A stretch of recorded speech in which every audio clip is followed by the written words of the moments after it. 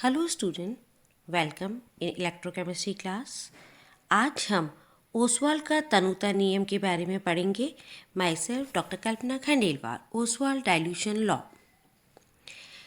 Oswald का तनुता नियम आर्रेनियस के विद्युत उपघटनी वियोजन सिद्धांत के अनुसार विद्युत उपघटे के जलीय विलयन में आयनों तथा अनायत अणुओं के बीच एक साम्य अवस्था होती है जिसे आयनिक साम्य अवस्था कहते हैं। ओसवाल्ड के अनुसार रासायनिक साम्यों के समान आयनिक साम्यों पर भी द्रव्य अनुमाती क्रिया के नियम को लागू किया जा सकता है।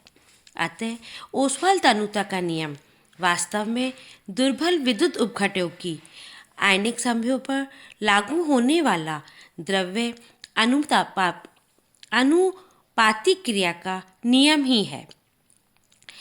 माना कि किसी विद्युत उपघटे AB के जलीय विलयन की सांद्रता C ग्राम मोल प्रति लीटर है और इसके वियोजन की मात्रा अल्फा है, तो साम्य अवस्था पर विभिन्न घटों की सांद्रता निम्नलिखित होगी। AB डिसोसिएट होगा A positive plus B negative ions में।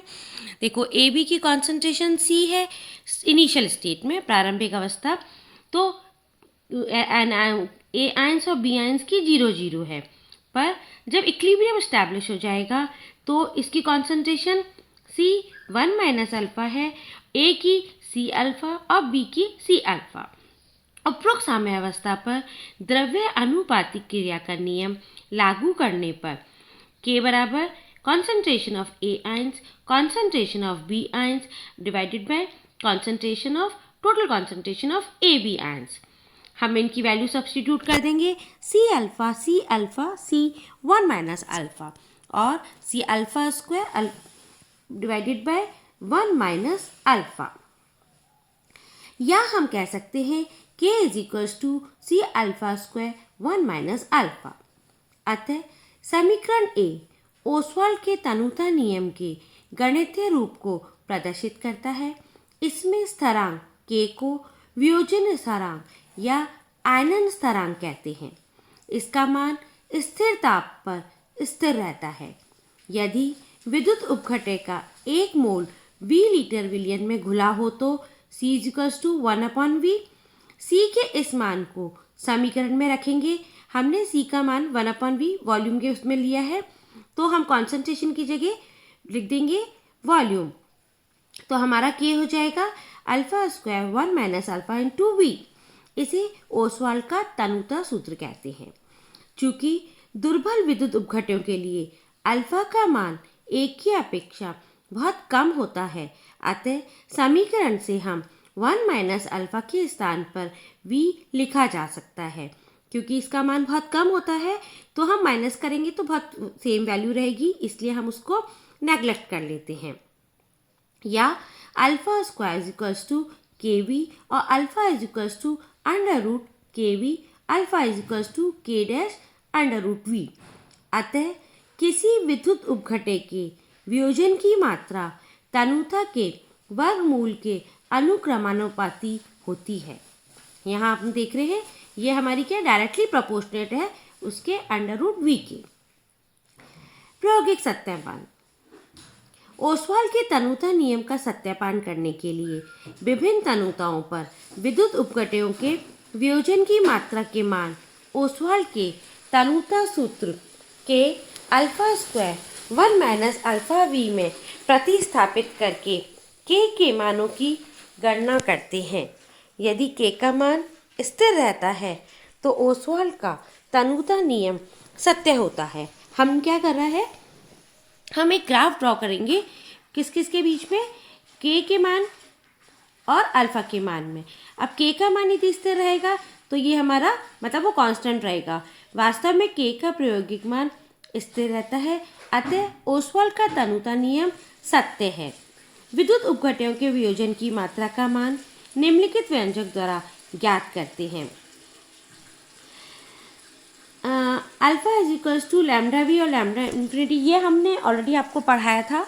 हमने क्या किया है, यहाँ इसको लिख दिया KB इंटू V, इसको हमने इनकी वैल्यू लिख दी है।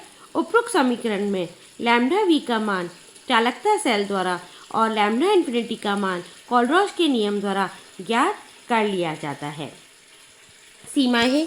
ओसवाल्ड का तनुता नियम केवल विद्युत उपघटक CH3COH, NH4OH आदि के वियोजन पर लागू होता है, परंतु प्रबल विद्युत उपघटक NaCl, KCl आदि के वियोजन पर लागू नहीं होता है, क्योंकि K के मान का स्थिर नहीं रहता है, बल्कि विलयन की तनुता बढ़ने पर तेजी से घटता है।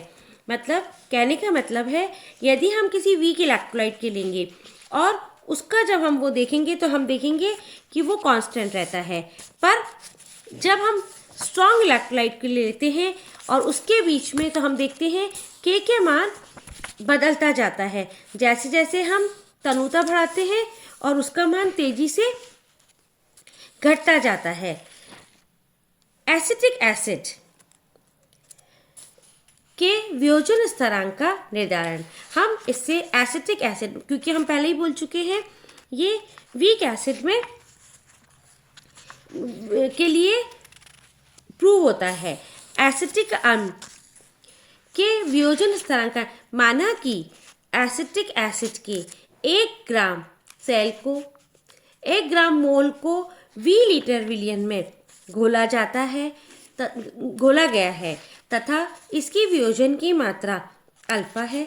इसकी साम्य अवस्था को निम्न प्रकार से प्रदर्शित किया जा सकता है। हमने क्या लिखा है? CH3COH वो डिसोसिएट हो गया CH3CO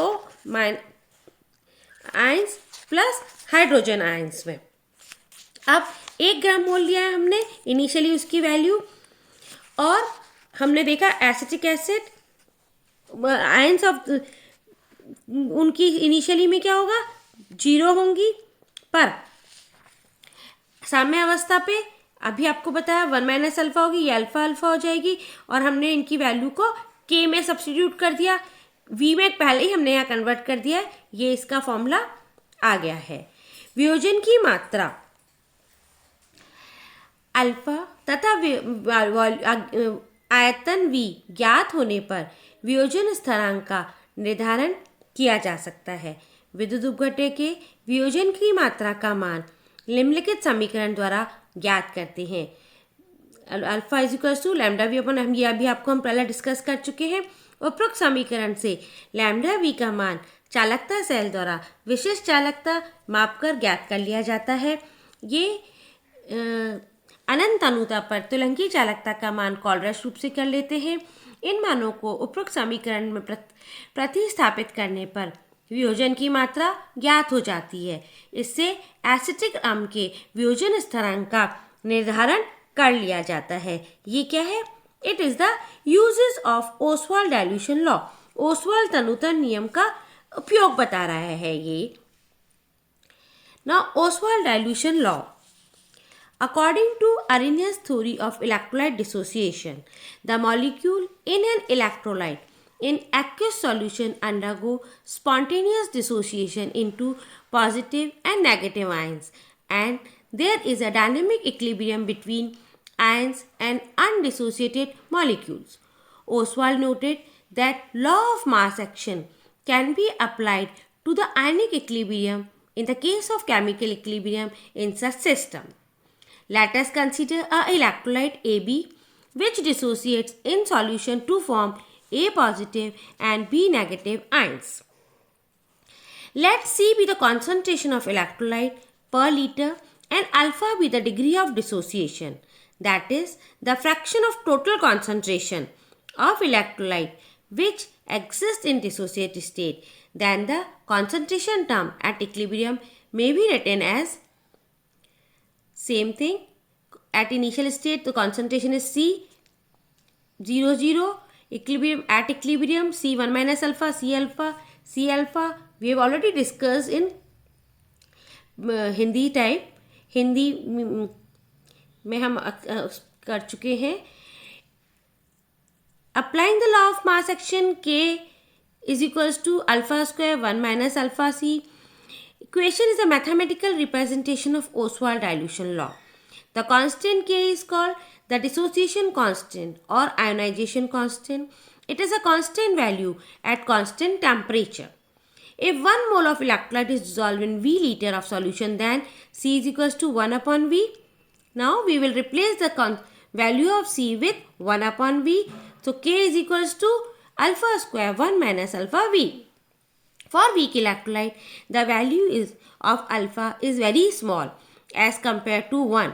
So, in most of the calculation, we can take 1 minus alpha is equals to 1.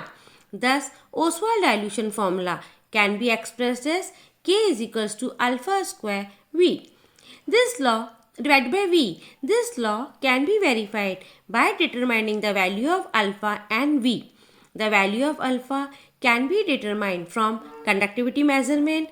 Alpha is equals to lambda V divided by lambda infinite, and lambda V and lambda infinite are the equivalent conductance at the dilution V and infinite dilution. Their values are found from Kohlrausch law. The value of alpha at various dilution thus determined are inserted in the expression. If K comes out to be constant, the Ostwald law stands verified. However, the law failed completely when applied to strong electrolyte. The value of K, far from remaining constant, rapidly falls with dilution. Student, this is the translation of the Hindi part. Factor that explain the failure of Ostwald dilution law in case of strong electrolyte. The Ostwald law is based on Arrhenius theory, which assumes that only a fraction of the electrolyte is dissociate at ordinary dilution and complete dissociation occurs only at infinite dilution. This is true for weak electrolyte. Strong electrolyte are almost completely ionized at all dilution.